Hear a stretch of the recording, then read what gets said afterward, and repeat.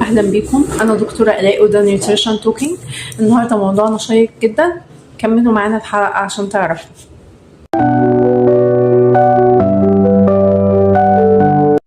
في البدايه عايزه اسالكم سؤال: ايه بتعملوا لما بيجيلكوا صداع او بتحسوا بصداع؟ طبعا مش محتاجه اسمع الاجابه، كلنا بنجري على علبه المسكن ونبلبع بقى ايه مسكنات. ده اكبر غلط.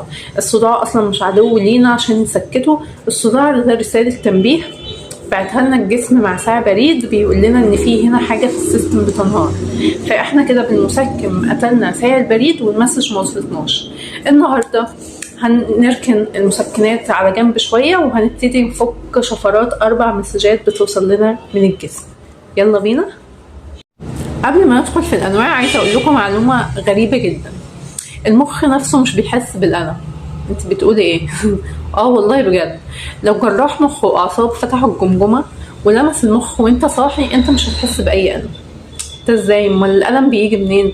الالم بيجي من الاغشيه المحاوطه للمخ والاوعيه الدمويه، واللي بيحس بالالم او بيسمع فيه الالم هو عضلات الرقبه والراس بس، فقط لا غير. يعني احنا الصداع اللي بنحس بيه ده بيبقى الم في عضلات الرقبه والراس. نيجي لأشهر نوع من الصداع دلوقتي منتشر، وهو أكيد أغلبكم دلوقتي مصاب بيه وهو بيتفرج على الموبايل: